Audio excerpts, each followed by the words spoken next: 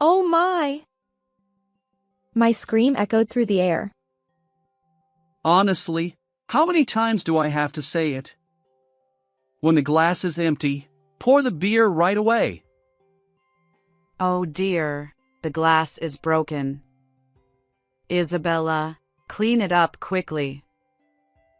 Honestly, when will you grow up? This is insane. Why are these people so nonchalant about doing such things? My name is Isabella, a 26-year-old housewife. I've always been slow-witted. From the moment I entered elementary school, I realized I was falling behind. I was scolded by teachers countless times.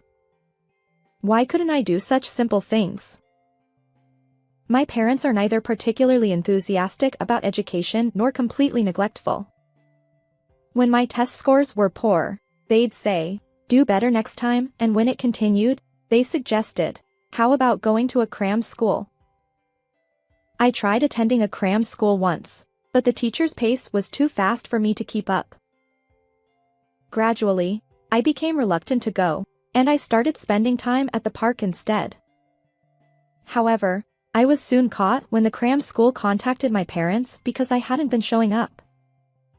I ended up quitting the cram school. That's when things started to go downhill for me.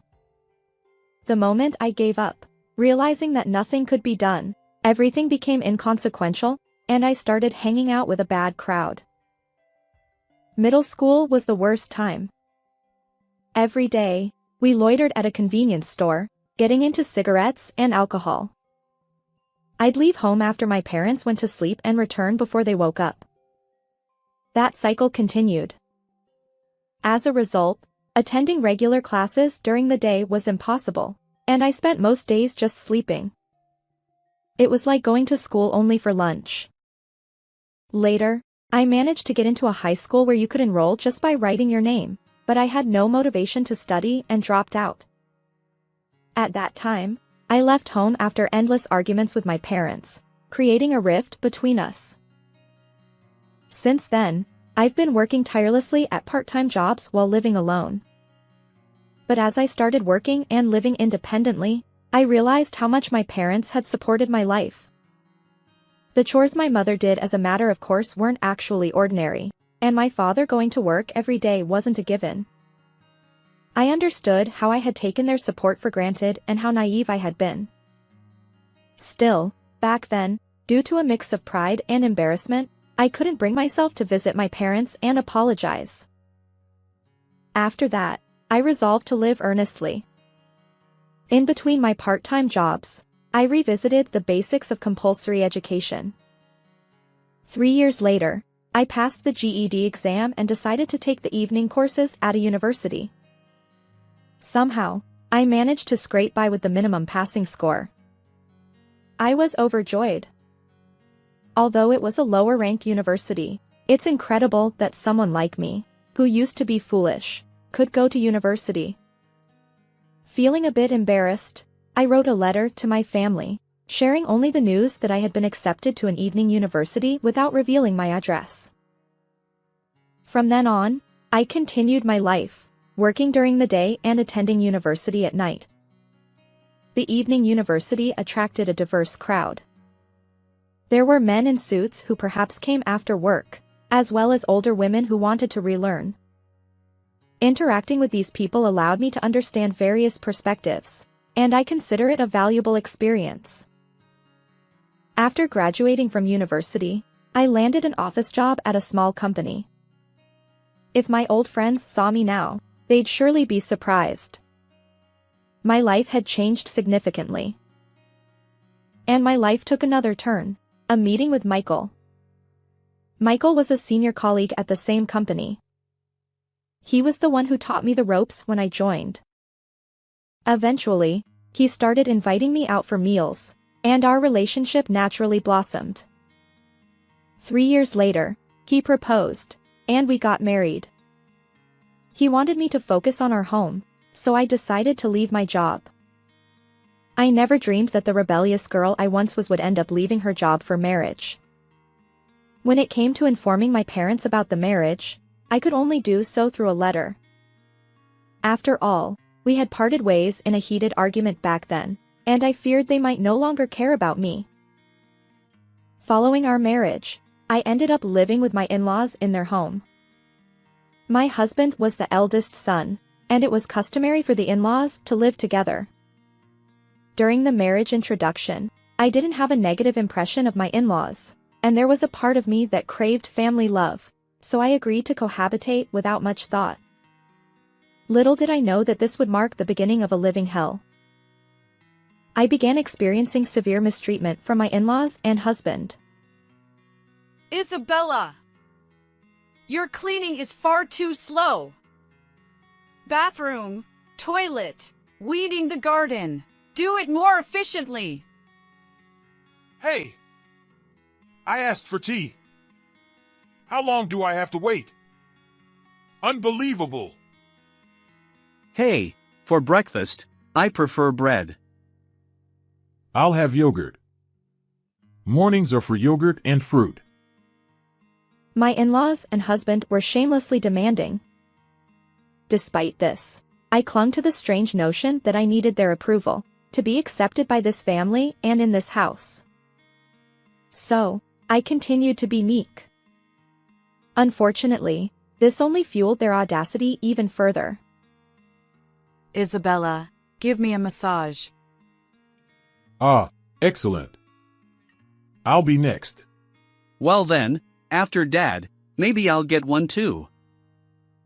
One person, 30 minutes each, for a total of an hour and a half of massages. And afterward, I brewed tea and served store-bought dessert to everyone, as if I were a housekeeper. I gradually began to suspect that I was being used for their convenience by my in-laws and husband. As a result, imperfections started creeping into the household chores I had previously executed flawlessly, and my in-laws and husband began blaming me for those shortcomings. Their tyranny escalated, and before I knew it, my in-laws and husband had turned into terrible manipulative individuals.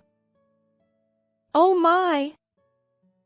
My scream echoed through the air. Honestly, how many times do I have to say it? When the glass is empty, pour the beer right away. He slammed the table as he spoke. The impact caused a glass to fall at my feet. Oh dear, the glass is broken. Isabella, clean it up quickly. Honestly, when will you grow up? This was madness. How could these people be so callous? I had reached my breaking point. I wanted to go home. But where? To my mom's place? Yet, I was afraid. Would they accept me? Still, I knew that remaining in this house would drive me mentally unstable, so I made up my mind and left. Where are you going? Leave her alone. She's been disowned by her parents, so this is the only place she has to go. Despite my husband's words, I ignored him and left my in-laws' home. And after approximately 10 years, I arrived in front of my parents' home. As I hesitated to press the intercom button, a voice came from behind. Isabella. It was my mother's voice. Mom. The moment I saw my mother, tears welled up uncontrollably. She was also crying, and she embraced me tightly. She welcomed me into the house, and there, I met my father after a long time. Holding back tears, he said, "Welcome back." I felt overjoyed. My parents didn't harbor any resentment toward me. Even after I had left without a word, they warmly received me after a decade apart. Awkwardly, I recounted everything that had happened since I left. Both my father and mother praised me, saying, "You've done well." They were pleased with my letter updates as well. As for the matter with my in-laws and husband, they were furious on my behalf. They advised me to divorce that person without hesitation. A few hours later, I received a message from my husband. Where are you now? It's time to come back. I replied. I'm currently at my parents' house. I won't return to that home anymore, so let's get a divorce. Almost immediately, my husband called. His angry voice made it hard to understand what he was saying, but it seemed he wanted to come here to persuade me. My parents suggested, it's a good opportunity to meet face to face, so we decided to invite my in-laws and husband over. When my in-laws arrived at my parents' home, they unleashed a torrent of insults fueled by anger. Back when I lived with them, I was somewhat fragile due to my longing for family love. However, now that I had reconciled with my own parents, that vulnerability had disappeared. Without succumbing to their verbal abuse, I firmly handed them the divorce papers, saying, "It's pointless no matter what you say. Please sign for the divorce." In the end, my husband reluctantly signed the papers, rolling his eyes. Finally, I was free from those nightmarish days. And in the blink of an eye, 5 years had passed since the divorce. It was a holiday, and I was relaxing at my parents' home as usual. Suddenly, the intercom buzzed. Who could it be on a Saturday morning? Since I was closest to the front door, I decided to answer. But then the intercom buzzed again. Hello? Oh, excuse me. Wait, what? When I opened the door, there stood my ex-husband and in-laws, the same people I had parted ways with 5 years ago. Why? How? My ex-husband grinned and said, Hey there! You doing well? I figured you'd calm down by now. I'll forgive you, so come back, ha! What are you talking about? My shout drew my father's attention, and he joined me at the entrance. He too was surprised by their presence. My ex-husband continued smirking. You're probably still a lonely single woman, right? We'll take you back. And then my ex-father-in-law, audaciously, chimed in. Grandmother needs care too. Let's discuss the future. Their nonsensical statements made me burst into laughter. Impossible. Why are you laughing? My ex-father-in-law snapped. Exactly. How dare you, a lowly woman, be so cheeky? My ex-mother-in-law chimed in. I replied. Well, I was just thinking, who's speaking from a high horse here? My ex-husband retorted. What? Who do you think you're being cheeky with?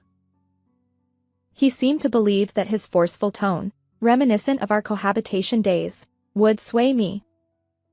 Little did he know that over these 5 years, I had regained the determination I had as a former delinquent, a strong woman who wouldn't be shaken. Huh?